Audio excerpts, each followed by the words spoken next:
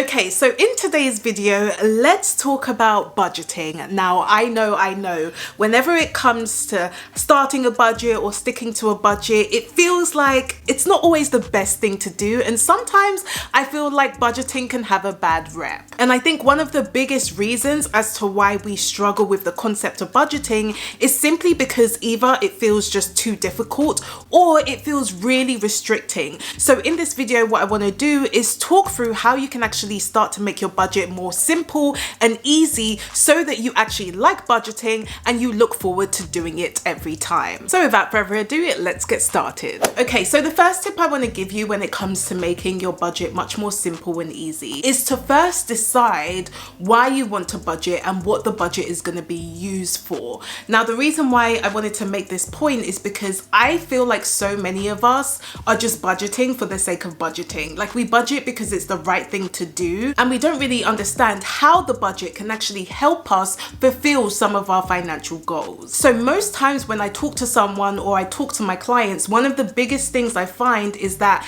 they don't necessarily like the budgeting process because they don't really understand how the budget can help them. And if you don't understand how the budget can help you, well, then you're less likely to like the idea of budgeting, and you may then struggle with the whole budgeting process. So what my question would be is to really figure out what the budget is going to do for you. So if I use myself as an example, a few years ago, I never used to budget at all because I didn't really see the point in it. However, when I realized that I wanted to learn how to save more money and I really wanted to pay off my debt quickly, I understood that I needed to have a budget so that, number one, I could understand exactly where my money was going, but also I could realistically see how much potentially I could save and how much I could add towards my debt in order for me to pay off my debt relatively quickly. And so it's really important for you to ask yourself, what am I actually budgeting for? Am I just budgeting for the sake of it, or am I budgeting because I have certain financial goals? Maybe you want to be able to save more money, maybe you want to pay off debt, maybe you want to have some money to start investing.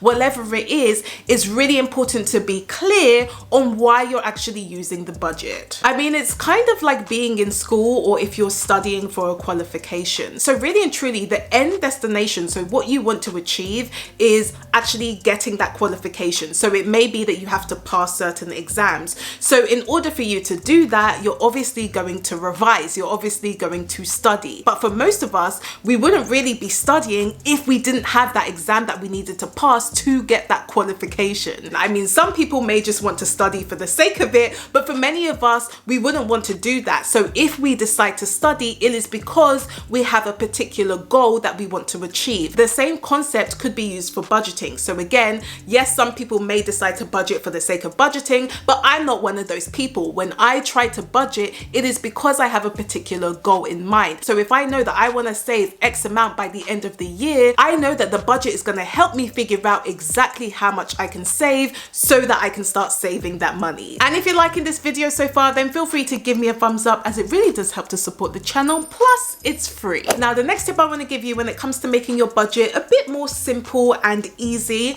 is, first of all, have a look at your past expenses and use that to guide your next budget. Now, I think that this is one of the biggest steps that people miss, and this is why so many people have unrealistic budgets, because they end up plucking numbers from out of thin air, and then when they don't stick to those numbers, they get upset, wondering why they haven't been able to stick to their budget. So if that is you, one of the easiest things you can do is simply look at your past expenses. So literally what I tell my clients to do is simply have a look at their bank statements and see how they spent their money over the past 1 to 3 months. Now, yes, although it can be daunting, especially if you're a spender like me and you feel like you may have been overspending in some areas, it may feel like, oh, if I look through my expenses, then I'm going to see that I've been spending too much money on certain things. And yes, whilst that may be the case, what that can actually do is help you understand how to start doing your budget going forwards. Because if, for example, you know that realistically you spend about £250 or dollars a month on groceries, well, then you can say to yourself, in your next budget, you are going to put down 250. Whereas what most people will do is they won't look at their past expenses at all, but then they'll tell themselves, oh, I'm going to budget 100 for the month. And then then when they now spend 250, they get upset saying, I can't stick to my budget for whatever reason. Part of that reason is because when they first start budgeting, they are not looking at their past expenses and they're not using their past expenses to guide them to their next budget. And also, I would point out that it's actually much easier to start a budget with numbers that you already have, because you can then transfer that into your budget. And that's why it doesn't take me long to budget my money at all every month, because I will already have a set amount of numbers that I'm dealing with. So if I already know how much I spend on transport, personal care, groceries, my rent, other bills, if I already know those numbers, I can simply use those numbers and add it to my next budget. And then once I've done that, I can then decide how else I want to spend my money. Maybe instead of spending £50 or dollars a month on clothes, I may only want to spend 20. Or for example, instead of just spending £40 or dollars on eating out, I may decide that actually this month I want to treat myself and I want to increase it to 80 or 100. It is much easier to make those decisions when you actually have a look at your past expenses, because you can already see realistically how much you're spending. And then from there, you can decide, okay, do I want to carry on spending like this, or do I want to make a change? But one of the biggest mistakes that people make is that they ignore the previous way that they spent their money. They again pluck numbers out of thin air, have no idea what they should be budgeting, and then when they use those numbers and don't stick to them, they get upset and decide that budgeting doesn't work for them. So if you want to make your budgeting process much more simple without thinking about all these different numbers, all you need to do is just simply have a look at your past expenses and use that as a baseline to do your next budget. Okay, so the next tip I want to give you when it comes to making your budget more simple and easy is to not be afraid of using your budget to help you spend your money. Now you might be thinking, that's a bit strange to say. Isn't budgeting supposed to help me like cut down on my expenses so that I can save more money? And I would personally say that I don't really use the budget for that at all. I actually use the budget to help me spend my money. And as a natural spender, I will say that having a budget has helped me immensely to spend my money. And the reason why I say that is because when I'm budgeting my money, I'm really deciding how to spend my money. I am deciding where to allocate my money. So when you're actually doing your budget, you get to decide how much you want to save and how much you want to spend. You may not get to decide how much your rent costs, but you will know exactly how much you have left after you may have paid your essential bills, for example. And so it's really important to take spending into consideration when you're doing your budget. I think that one of the biggest things that people miss is that they believe that the budget is there to simply cut down their spending and they're not allowed to have any fun. Whereas I would argue that that can't really be the case, because the budget can't really do anything, because you're the one who decides how to spend your money. You are the one who decides what to include in the budget. So whenever clients first come to me and they show me their budget, I'm literally asking questions like, are you not planning to go out this month? Are you not planning to do your hair this month or your nails? And they'll come to me telling me, oh, I didn't think I was supposed to include that in my budget.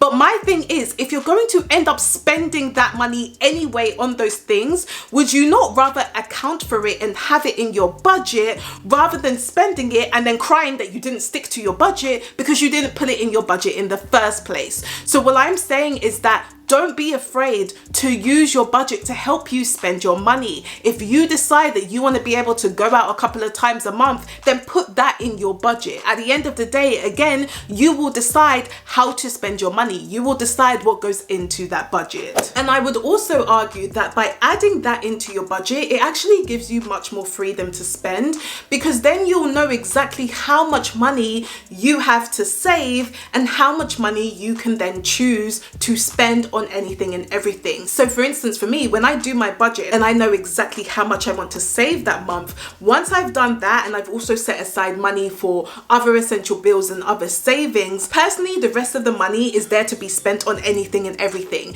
And I can be as loose or as strict as I want to be. So I can then decide how much I want to spend on eating out, or I can decide how much I want to spend on groceries or on personal care. I have the freedom to do that because I already know that my savings and investments are taken taken care of and my essential bills are also taken care of. And so I never feel guilty about spending money because the budget allows me to see how much money I have to spend anyway. And I would also say that you're more likely to stick to your budget if you allow yourself to spend that money and you put that in your budget. So for instance, I had a client who was struggling to stick to her budget, but then I found out that the biggest reason why she wasn't doing it was because she wasn't accounting for her other spending. So as an example, she would go to work twice a week and each time she would decide to treat herself to a coffee. Now the problem wasn't the fact that she was buying coffee. What the problem was that she wasn't necessarily accounting for that in her budget. So then every single month what would happen is that she would go over budget. And I said the reason why is because you simply did not account for that spending. If you simply told yourself that twice a week I'm going to treat myself to a coffee and I'm going to put that in my budget, well then you wouldn't go over the budget because that spending would already be accounted for. And so you would still be able to spend that money, save, and pay your essential bills if you just put that in your budget. And she had a sense of relief when she realized that she could still spend her money. There was nothing wrong with buying the coffee, but now she knew that it was accounted for, so that by the end of the month she could not only stick to her budget, but she was also able to spend and save at the same time. So don't be afraid to actually put your spending in your budget because it's probably more harmful if you don't add it to your budget. Now, if you realize that maybe you do need a bit more help when it comes to creating a budget that works for you, or even just simply sticking to that budget so that you can actually save more money but also still be able to spend that money at the same time, then make sure you do check out my one-on-one coaching, because what I can do is help you to actually create a budget